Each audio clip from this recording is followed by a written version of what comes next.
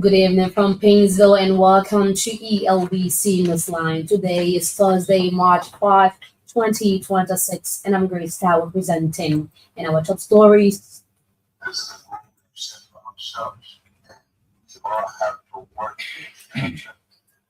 President Joseph Boakai directs cabinet ministers to achieve maximum success in the arrest agenda. Former President Ellen Johnson Sirleaf recommends an amendment of key provisions in the Constitution. Until March 2026. Civil Service Agency sets March 12, 2026 as deadline for any transport ministry employee to take transfer to the Liberia Traffic Management Incorporated. And in foreign news, 70 children fear death in mining landslide in Democratic Republic of Congo. These stories plus many other developments are all coming up, including the news in French, Liberian English, sports, and international developments. But first, our news bulletin read for us by Nikita Roberts. President Joseph Boakai has urged cabinet ministers to remain focused on achieving maximum success at their respective ministries and agencies of government. President Boakai said doing so will promote public trust, deliver impactful results, and create meaningful opportunities for the Liberian people. The Liberian leader cautioned them to remain robust in the execution of key policies that aim to transform lives and improve the overall infrastructural outlook of the country. The president was speaking at a cabinet meeting at the executive mansion in Monrovia on Thursday. The cabinet meeting, among other several issues, is focused on the progress made and challenges incurred so far in the implementation of the arrest agenda. President Boakai urged cabinet ministers to unite and cooperate in addressing challenges confronting youth unemployment and pertinent national issues. Meanwhile, President Joseph Boakai has recommitted government to the empowerment and inclusion of women in national decision-making processes. President Boakai believes if women must contribute to the growth of Liberia, they must be given equal access to learn and thrive. The Liberian leader's commitment was contained in a special International Women's Day message delivered on Thursday. President Boakai described women as an integral part of Liberia's progress, emphasizing the need to create meaningful opportunities for them to explore and remain impactful. Several women from different spectrums of society are expected to be recognized for their contributions to national growth. The planned activity is part of a series of events in commemoration of International Women's Day.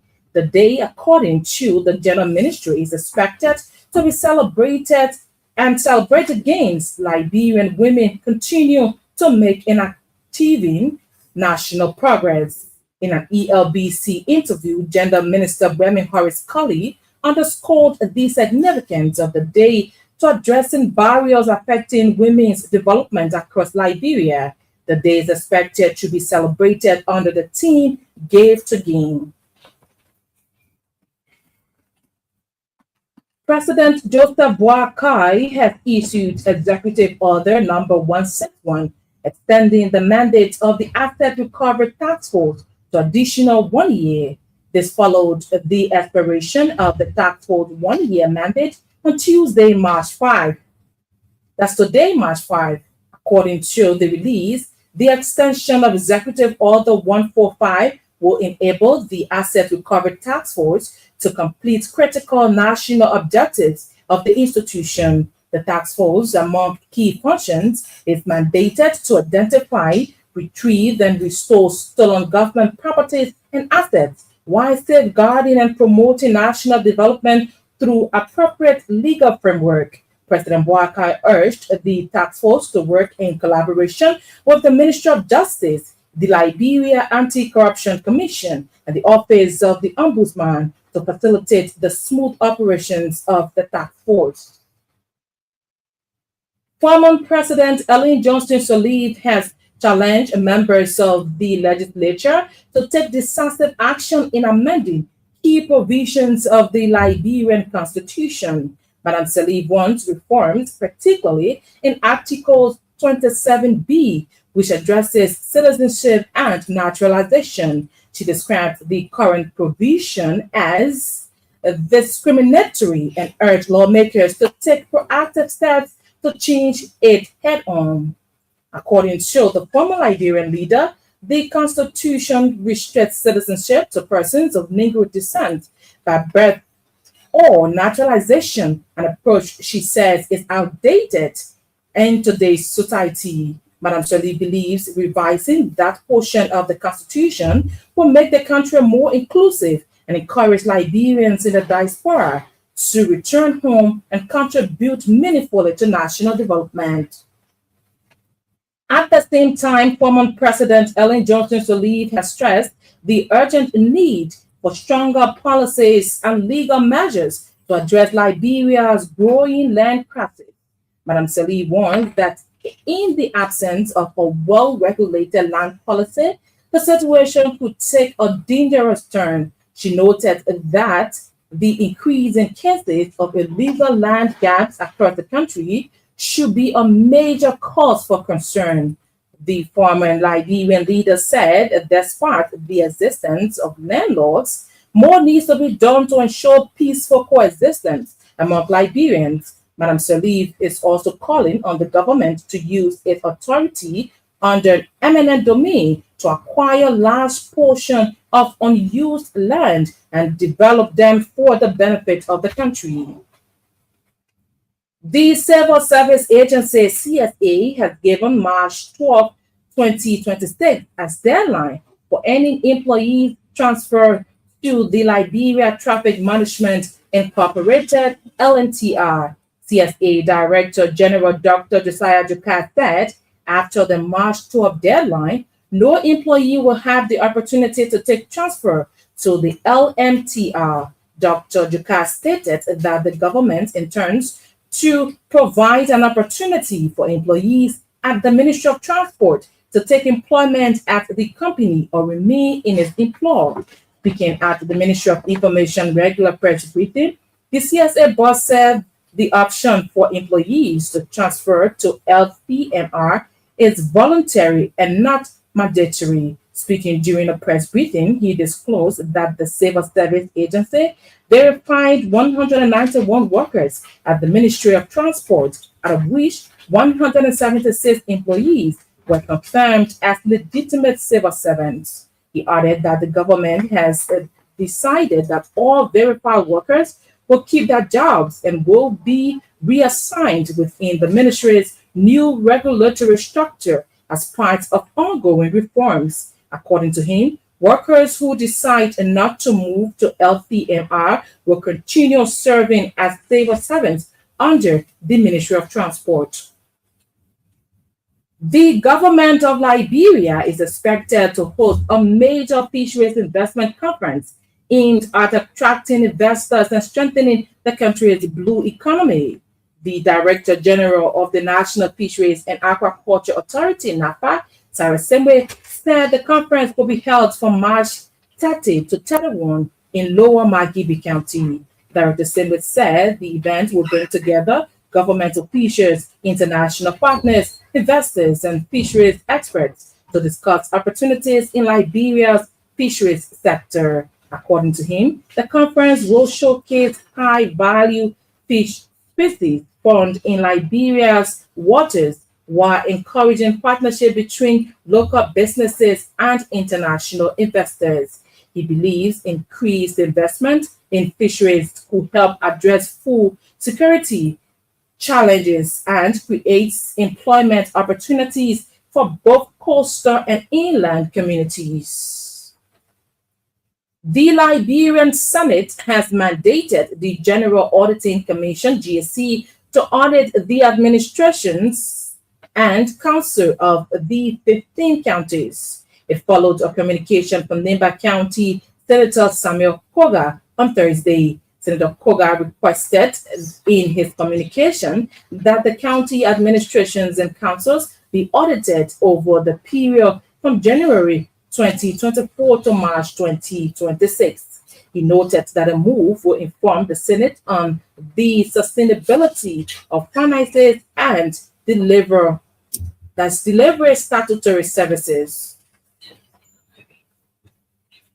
A man identified as Mohammed Sharif was Thursday charged and forwarded to court by the Liberia National Police on allegation of paramilitary activities. Defendant Sharif, according to the police, was brought to its headquarters in connection to the February 13, 2026 social media post when members of the organization, the National Fuller Security Services, were seen wearing mixed color unidentified security attire gathered at the fish market malls. The photos, which were posted, raised national concerns that led to the Ministry of Justice mandating the LNP to conduct a full-scale investigation into the matter. Having thoroughly investigated the paramilitary activities exhibited by the National Fuller Community Security Service, it was established that the group is an illegal group that is not registered under the Liberian government, but is run by defendant Mohammed Sharif, who with no definite organization structure. It was also established that they have unlawfully opened or begun operating since 2011 with the purpose of providing security protection for mosques in Liberia during holy month of Ramadan or another Islamic prayer period. The police investigation unearthed that defendant Mohammed could not account for 45 of his personnel through documentation to enable the investigation team to authenticate the actual activities. The country director of the African Development Bank, AFDB, Yusuf Fode, has disclosed that the bank will shortly begin its budgetary support to the Liberian government. Mr. Fode said the AFDB budget support will help government address some of its national development deliveries to improve the well-being of the people. He also disclosed that the African Development Bank has provided over 400 million United States dollars to Liberia, which has impacted some key sectors of the country. Mr. Fode spoke Thursday in Monrovia at a knowledge-sharing gathering to enhance domestic resource mobilization in Liberia through evidence-based policy. The event was held under the auspices of the African Development Bank, AFDB, and the Korean Exim Bank in collaboration with the Finance Ministry. At the same time, Korean Exim Bank representative Yoon Jin Kim pledged to build a comprehensive analysis of Liberia tax system. According to Mr. Jin, the system will focus on the country's extractive sector, mainly the mining industry. He said the Korean government will ensure that tax personnel are equipped to have them on par with their colleagues around the world. Mr. Jin said once their capacity is built, it will enhance Liberia's domestic resource mobilization and shape the growth and development of the country. The elder of the Church of the Lord Evangelical Ministry, Elder Abraham Gora, says the dispute within the Church of the Lord Aladura has caused them to have separate conference, thus distancing themselves from the headquarters on Center Street. Councillor Barry told Judicial Report on Thursday that they have resolved not to sit under the governor of the bishop whom they claim should give an account to his stewardship at the Church of the Lord.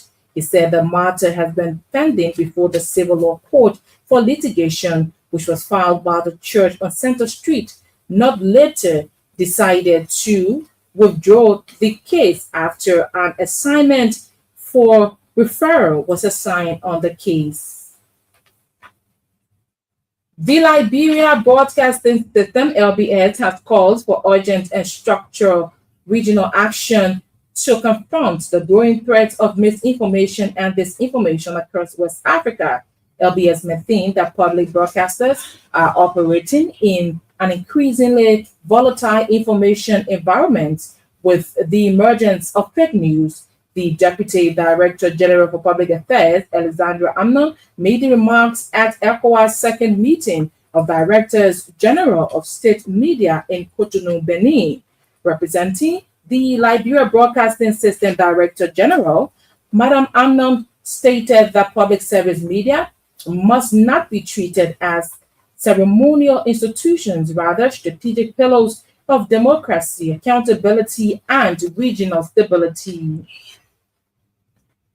And the Liberia Water and Sewer Corporation, LWSC, has begun major rehabilitation works on sewer networks across Liberia. According to Deputy Information Minister for Press and Public Affairs, Dan Sando, the goal is to address sewage that's overflow and sanitation challenges.